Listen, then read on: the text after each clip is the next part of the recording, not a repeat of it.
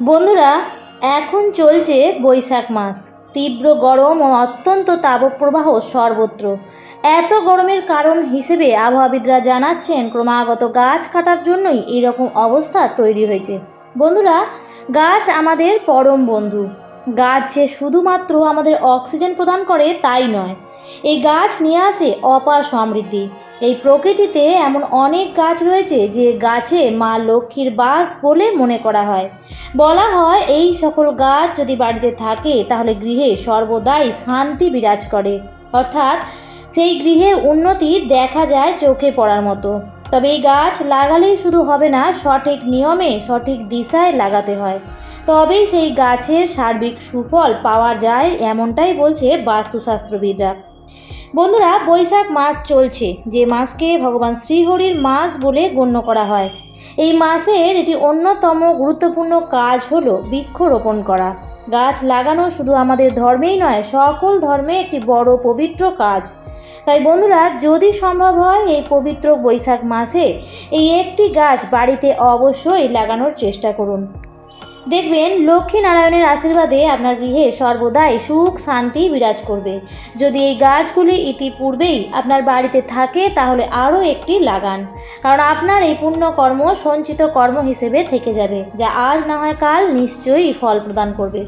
কোন গাছগুলি এই পবিত্র বৈশাখ মাসে লাগালে উত্তম হিসেবে গণ্য তা জানতে ভিডিওটি সম্পূর্ণ শেষ পর্যন্ত দেখুন।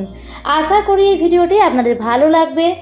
নমস্কার বন্ধুরা, ভক্তিমূলক কথা চ্যানেলে জানাই আপনাদের সকলকে স্বাগত। বন্ধুরা, আশা করছি ঈশ্বরের আশীর্বাদে আপনারা প্রত্যেকেই ভালো আছেন এবং সুস্থ আছেন। চলুন বন্ধুরা, এবার বিস্তারিত আলোচনায় প্রবেশ করা যাক। বাস্তুশাস্ত্র থেকে শুরু করে আমাদের হিন্দু ধর্মে প্রতিটি ক্ষেত্রেই বলা হয় বাড়িতে বেশ কয়েকটি গাছ সুখ সমৃদ্ধি ও ধন সম্পত্তি বাড়াতে সাহায্য করে, যার ফলে সেই গাছগুলি বাড়ির উপযুক্ত স্থানে থাকলে বাড়ির সদস্যদের সৌভাগ্য সমৃদ্ধি বাড়াতে বাধ্য। সবার প্রথমেই যে গাছের কথা বলবো তা আপনারা অনেকেই জানেন এবং হয়তো প্রত্যেকটা হিন্দু গৃহস্থ বাড়িতেই এই গাছটি রয়েছে, আর তা হলো তুলসী গাছ। তুলসী গাছ যে কোনো বাড়িতেই সুখ স্বাচ্ছন্দ্য বাড়িয়ে দেয় এবং বিপদ আসলেও তার সহজেই সেই গৃহস্থে পৌঁছতে পারে না। যেখানে তুলসী গাছ আছে সেই স্থান অত্যন্ত পবিত্র স্থান হিসেবে মনে করা হয়। তবে হ্যাঁ, তুলসী গাছ যদি বাড়িতে থাকে তাহলে অবশ্যই একটি তুলসী মঞ্চ করা প্রয়োজন, কারণ তুলসী গাছ থাকলে আপনাকে বেশ কিছু নিয়মবিধি অবশ্যই মেনে চলতে হবে এবং কিছু কিছু ক্ষেত্রে সতর্কতাও অবলম্বন করতে হবে। এই সম্পর্কে জানার জন্য স্বতন্ত্র একটি ভিডিও আমার চ্যানেলে দেওয়া আছে, আপনারা চাইলে দেখে নিতে পারেন। তার লিঙ্ক উপরে আই বাটনে দেওয়া আছে। যদি এখনো পর্যন্ত তুলসী গাছ না থেকে থাকে তাহলে অবশ্যই একটি তুলসী গাছ বাড়িতে লাগান এবং তুলসী মঞ্চ তৈরি করুন। এটি আপনাদের বাড়ির উত্তর দিকে বা উত্তর পূর্ব দিকে অথবা পূর্ব দিকে আপনি লাগাতে পারেন, কারণ এই স্থান তুলসী গাছ লাগানোর জন্য অত্যন্ত উপযুক্ত জায়গা।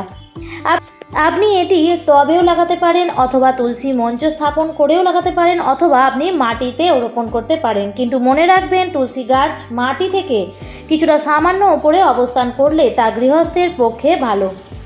দ্বিতীয় যে গাছের কথা বলবো সেই গাছটি অনেকের বাড়িতেই হয়তো রয়েছে, আর সেই গাছটি হলো নারকেল গাছ।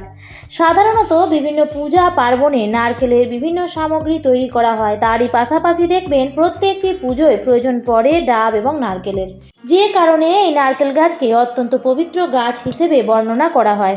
আর নারকেল গাছের উপকারিতার কথা নিশ্চয়ই বলার অপেক্ষা রাখে না, কারণ নারকেল গাছের প্রায় সমস্ত কিছুই আমরা ব্যবহার করতে পারি, যে কারণে এই নারকেল গাছ অত্যন্ত পবিত্র গাছ এবং উপকারী গাছ। আর তাই আপনার গৃহে যদি নারকেল গাছ থেকে থাকে তাহলে তো তা সৌভাগ্যের প্রতীক বহন করছে, আর যদি না থেকে থাকে তাহলে বাড়িতে যদি জায়গা থাকে তাহলেই চেষ্টা করবেন বাড়িতে একটি নারকেল গাছ লাগানোর, এবং চেষ্টা করবেন বাড়ির দক্ষিণ দিকে বা দক্ষিণ পশ্চিম দিকে নারকেল গাছটি লাগানোর। তৃতীয় যে গাছটির কথা বলবো, আর আমাদের শাস্ত্রে এই গাছটিকে অত্যন্ত পবিত্র গাছ হিসেবেই মনে করা হয় এবং মা লক্ষ্মীর অত্যন্ত প্রিয় গাছ, আর এই গাছটি হলো সুপারি গাছ। অর্থনৈতিক দিক থেকে যেমন এই গাছটি অত্যন্ত উপকারী গাছ, ঠিক তেমনই এই গাছটির ভেষজ গুণও রয়েছে যথেষ্ট। তাই বাস্তুশাস্ত্র মতে এই গাছটি অত্যন্ত গুরুত্বপূর্ণ গাছ হিসেবে বিবেচিত করা হয়। তাই বাড়িতে সুপারি গাছ থাকা অত্যন্তই শুভ বলেই মনে করা হয়। তাই বাড়িতে যদি সুপারি গাছ থেকে থাকে তাহলে তার যত্ন ও পরিচর্যা করুন, এবং যদি না থেকে থাকে তাহলে চেষ্টা করুন একটি সুপারি গাছ বাড়ির দক্ষিণ বা দক্ষিণ পশ্চিম দিকে লাগানোর।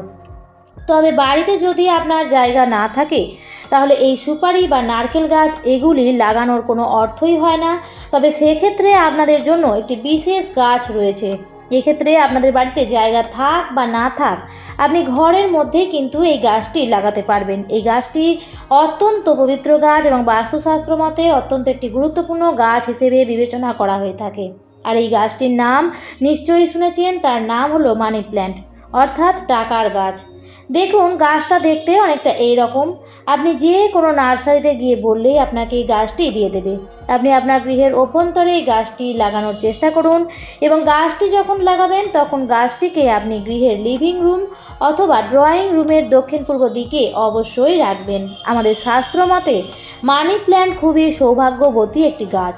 এই গাছ ঘরে রাখলে সারা ঘরে একটি পজিটিভিটি এনার্জি সরবরাহ হয়, আর যে কারণে ঘর থেকে নেগেটিভ এনার্জি সম্পূর্ণরূপেই দূর করা সম্ভব হয়, সৌভাগ্যকে দীর্ঘস্থায়ী করা সম্ভব হয়। তাই ঘরে মানি প্ল্যান্ট গাছ অবশ্যই দক্ষিণ পূর্ব দিকে রাখার চেষ্টা করুন।